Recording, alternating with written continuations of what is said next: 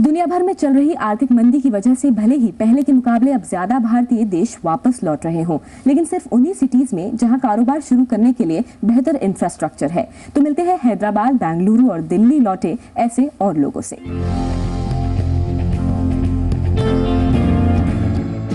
IT के मामले में बेंगलुरु के बाद हैदराबाद का नंबर आता है। इसे साइबराबाद भी कहा जाता है। जानकारों का मानना है कि हैदराबाद का फेवरेबल इंफ्रास्ट्रक्चर और सरकारी पॉलिसी में बदलाव भारतीयों को वापस अपने देश की ओर खींच रहा है। Andhra Pradesh is, I will say, the first state to come up with the preferential policies for SMBs, right? And in fact, in September, we are planning to have an interactive session with the government of Andhra Pradesh, basically the IT Secretary and APTS, so that they can explain these companies what is that policy is all about.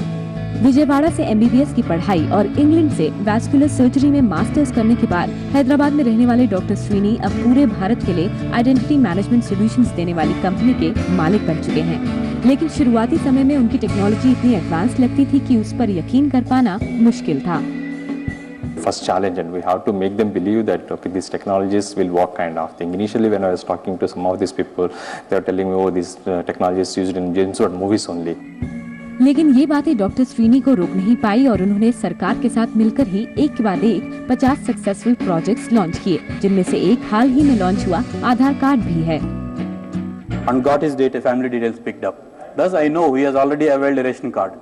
So if he claims bogus also with a different name, different kind of thing, I can easily identify him. Okay, this guy has registered in 2005 with this data.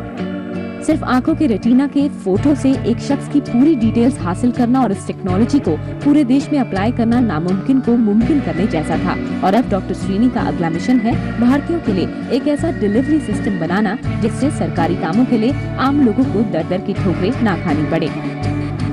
First time we have used the multimodal biometrics in that program for capturing 10 fingers and 2 irises and face photographs in an ISO standard format, kind of thing. अब चलते हैं बेंगलुरु। हर travel destination की पहचान होती है वहाँ के cuisine से, लेकिन बेंगलुरु जैसे शहर में आप बढ़िया खाने के लिए किसे कांटेक्ट करेंगे? We started off from India because we thought that the time was ripe and there is a huge need for such an offering in the market. 31 साल के रुचिक नंदी ने 10 महीने पहले ही लॉन्च किया poshwine.com, जिसमें डील्स, ऑफर्स और रियल टाइम रिजर्वेशन करना, यहाँ तक कि एक बिल्कुल नया वीकेंड गेटअवे प्लान, सब कुछ साइट की मदद से किया जा सकता है। A person can get access to the best restaurants, make a real-time reservation, also get insider benefits, and at the same time avail of interesting offers, interesting experiences, which are guided by locals. चलिए अब आपको मिलाते हैं अहमदाबाद के अजूरे knowledge corporation नाम की गुजरात की पहली बीपीओ कंपनी के मालिक जय रूपारेल से। 14 साल पहले जय रूपारेल बॉस्टन गए कम्युनिकेशन और टेक्नोलॉजी का अभ्यास करने। वहाँ जानी मानी बेल लैब्स कंपनी में अनुभव तो लिया, लेकिन ऑफर लेटर ठुकरा कर जय ने भारत में ही अपना कारोबार शुरू करने का निर्णय लिया। ये मेरी तमन्ना थी कि भारत में आके अपने देश में कुछ अपनी कंपनी बनाई जाए।